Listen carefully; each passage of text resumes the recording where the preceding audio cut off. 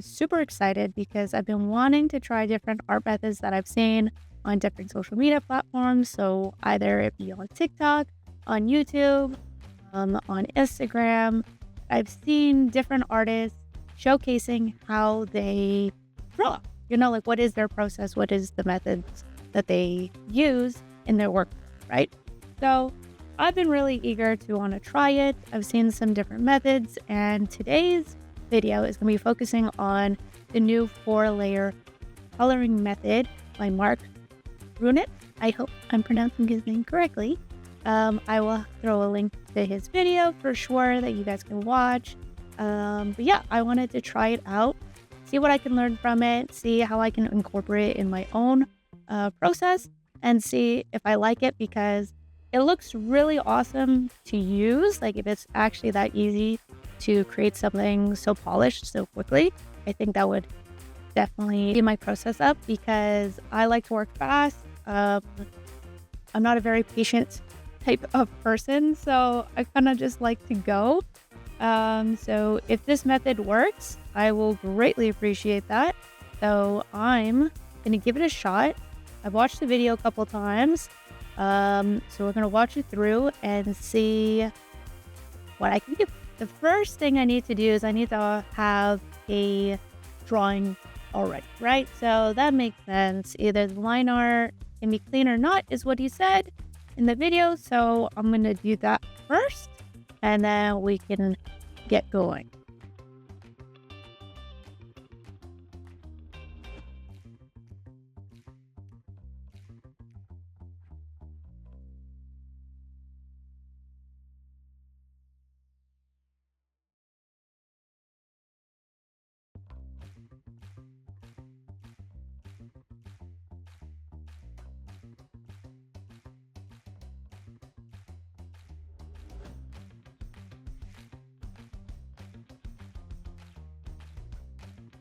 Got my piece ready to go.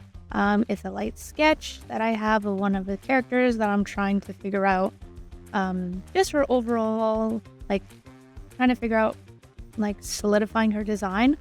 And I believe, based off the video, you just need a light sketch so far. If you wanted line work, you should be more detailed in your line work. But in this case, I'm not really feeling like doing line work right now. I'm feeling a little lazy. In the video, it shows much more of a rendered, like, 3D look. So that's what I'm more curious about right now. So this is kind of the goal. This is the aim. I want to see how I get there. I want to see what it would look like, how it feels, what the end result would look like in general. So to get there, based off me watching the video, let's see. So looks like first you're going to focus on getting your flats. So that'll be numero uno. And I try not to get crazy with my layer system. So I do have a sketch here. I'm just going to do it on top, take it out, drop it down here, because this is probably going to disappear eventually, right? All right, let's do that. I'm going to get the good old selection tool. Selecting is something that you learn about in school, in art school, and it's something that you gotta practice getting better at. So for me, I personally like to just go in. The faster you do it, the better it looks. I'm getting used to it. I wouldn't say I like it too much sometimes. But one of the things that I was told about why getting used to this kind of lasso tool is really important is because it will save your wrist in the long run from, scribbling, like painting it in, versus just filling it in like this. You want to avoid injury as much as possible, especially if you're drawing every day, many hours of the day. You want to avoid those kind of habits. All right, I think it's fully done. All right, and then we just fill it with a color. Like, just for simplicity, I will cancel. Use the exact same colors and everything he's doing. Okay, the next step looks like making your shading layer. Shading, that, and then lock it down to the bottom one. I am using Clip Studio. I believe he's using Photoshop, so the buttons are gonna be a little different, but the idea is the same.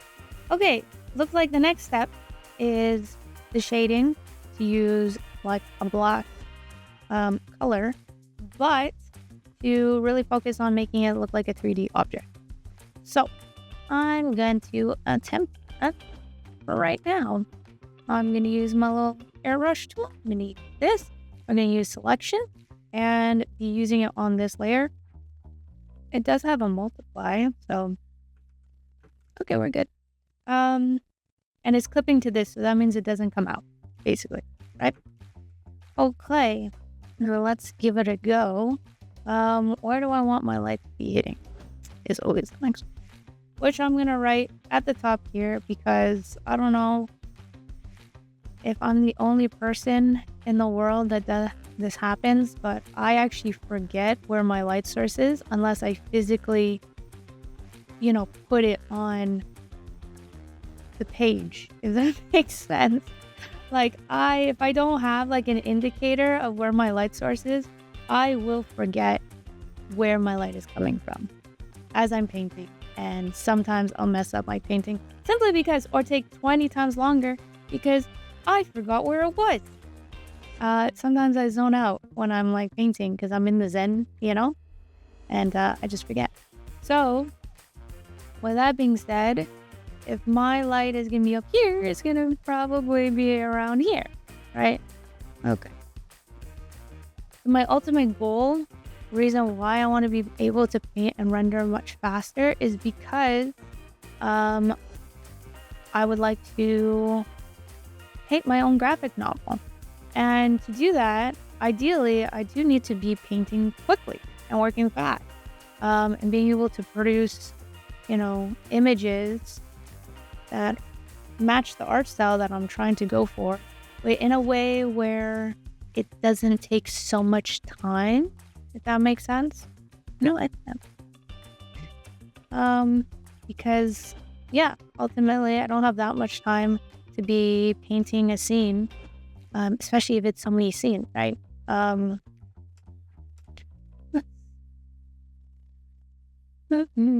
So I'm trying out different methods for that exact reason, because I want to know what techniques are out there, what work, what would speed up my flow, and ultimately get me closer to my ultimate, right?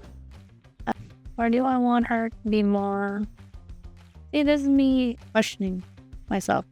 Let me know if other artists do this halfway through or at the beginning of their piece. Trying to figure out what kind of light should I give her, I don't know. What's the vibe? Tell me, what is your vibe? I'm kind of feeling like a light right in front of her, like kind of like hitting at the top points, and then because this is a satin gown, so that would be kind of nice if I give her like a nice like a nice shine, like right there. Her stomach is right here. I'm not too sure if I want to actually, in her design, I want to give her like actual pleating here, or just a minor pleating. If that makes sense. Like minor. So it just looks like it's coming across instead of like a ruching, like an actual serious ruching. That I'm not too sure. Kind of here.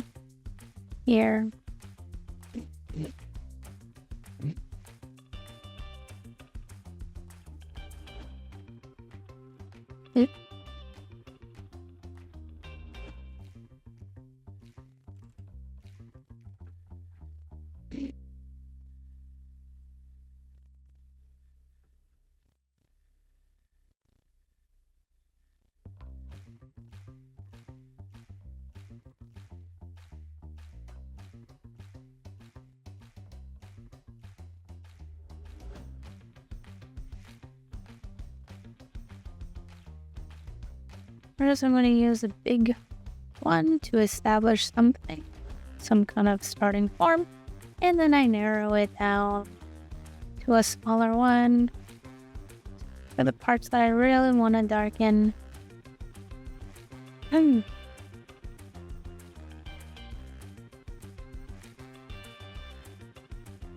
Intensify.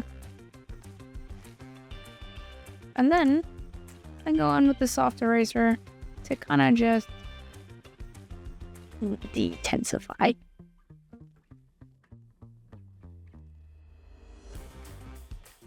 And right to the face. This part's gonna be at the darkest, I think. Let's do a big one. And I just give her some kind of establish something as I put it. And then I go on.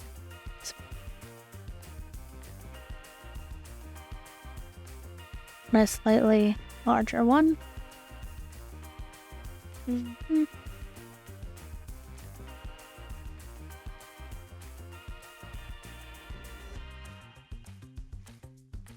And then my favorite person part is darkening this section. Our lips are going to be darker and then everything else most likely.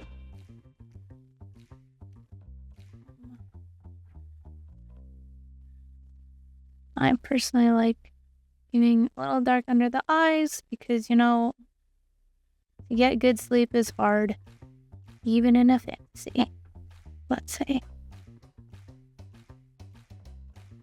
So, I'm very curious to see how the halfway point is going to look. And see, where I'll be at and what kind of... Because I don't actually have line work going on right now. So I want to see how far I can go without having the line work. And then putting some details here and there. Because maybe this would be a very fast way of doing a base illustration. And then building upon that. That makes sense. So I can avoid the line art part all entirely. Because that's kind of what I'm looking for when I'm doing some of my key art. Because... my last key art I did of Lotus, I realized I started doing the line art and then noticed that I wasn't even needing the line art necessarily by the end. And I felt like I had wasted a whole step in the process. Nearly a couple hours were just unnecessary. So my goal here is also to see if there's something I can do to avoid that. Okay, so it's coloring the flat layer in the different regions of her outfit, or so that makes sense. I should fix up her chest area. I just so tight. If you haven't noticed, I did change my outfit. It's been 2 days of me drawing so far, and I would like to just get to the next step and see how it is. Okay, it looks like it's actually on the layer itself that you color it. Looky. That means I'm going to be selecting. I'm very curious to see what that would look like because I've done different versions of this grayscale method before and it has not always worked out for me. So that's why I'm very curious to see how this one works because I've had some not so great experiences where it just increased my workflow sometimes. But this one looks really easy to use. It makes more sense to me. So, okay. Yeah, that's a lot better. Because the other method I've been taught is let's say you have this piece, you select it, then you go to edit, you change the tonal thing, and then you put hue, and then you go change the hues like this, which I think is great. I mean, it works. Oh, this is actually kind of a cool color. Okay, distracted. But yeah, and then you do that for your whole piece instead of this method where you actually color on the flat. So I noticed that is the biggest difference between the two. So That's why I wanted to give this a try. And see what it was like so far. Okay. I can imagine using this method for like my marketing illustrations, things like that. I just realized that is, oh, it's her hair. Oh my goodness, I forgot to finish doing her hair. I will have to fix her. I'll get no problem. Why can't I select the dress? Fine. Well,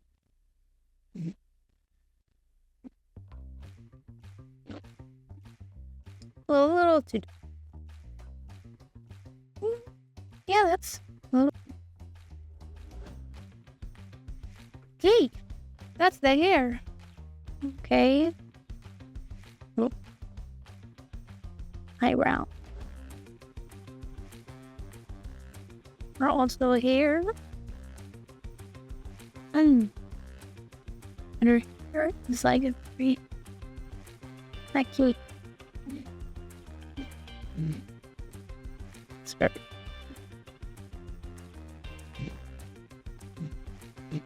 That's all right, actually. Next step is lighting. Okay, so like on the hair, it really shows up. It's great because that is very much her hair color, and I've always imagined it. It's like a purpley pink situation, you know?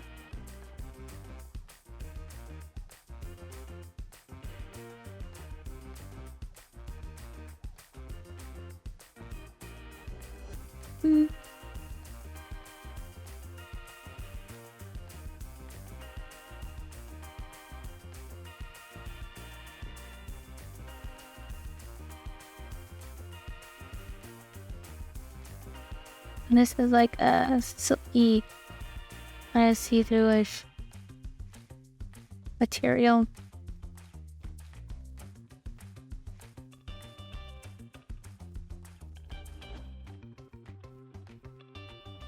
Her skin is pretty not alive right now, so I do have to make her a little. Yeah, what?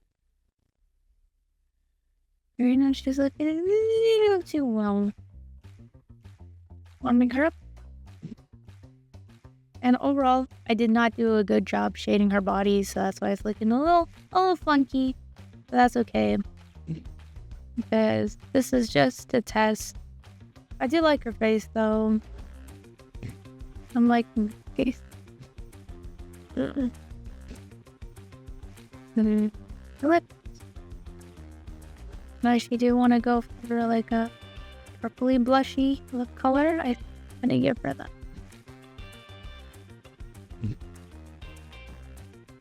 Especially on the upper side in the middle.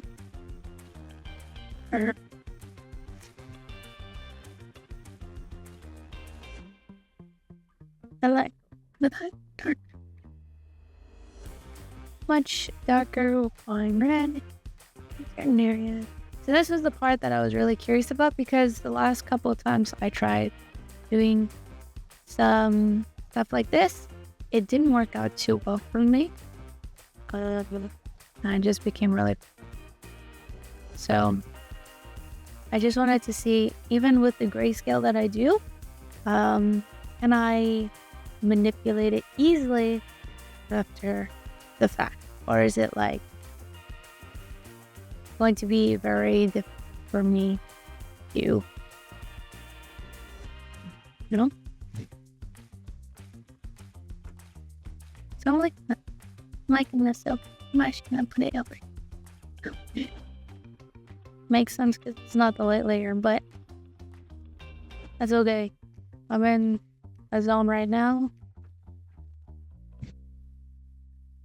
Yeah, okay, she's coming together. She's coming together. Her nose definitely needs to fix if I go forward with this painting, but I probably pushed too much more than I've already quick. I definitely want to give her some more. Actually, I'm gonna give her.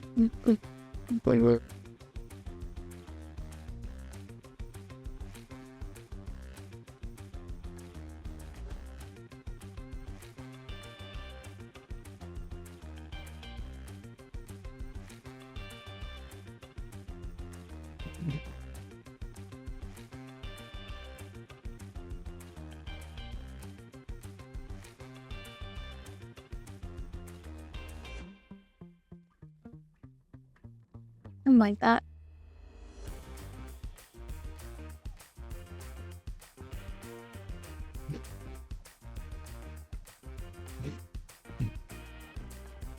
Very, very shiny work. That's what we need in life, right? Um,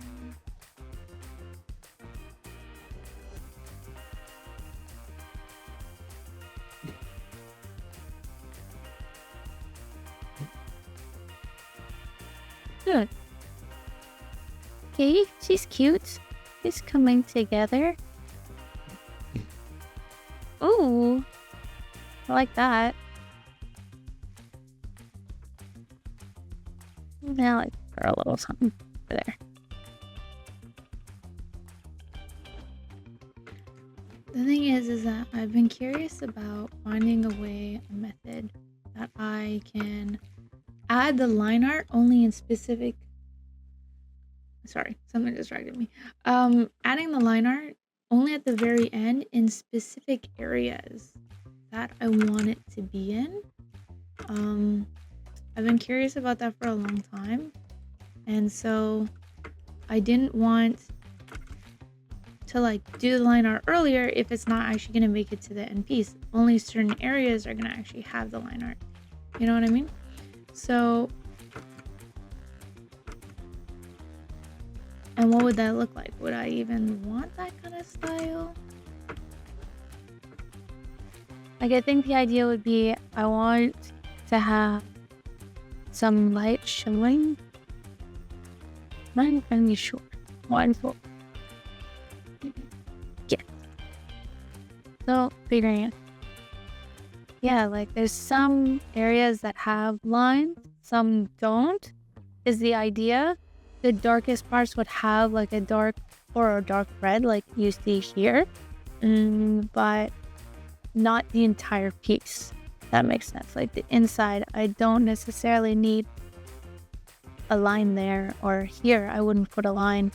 So kind of just trying that out. And that's why I was so eager to try this.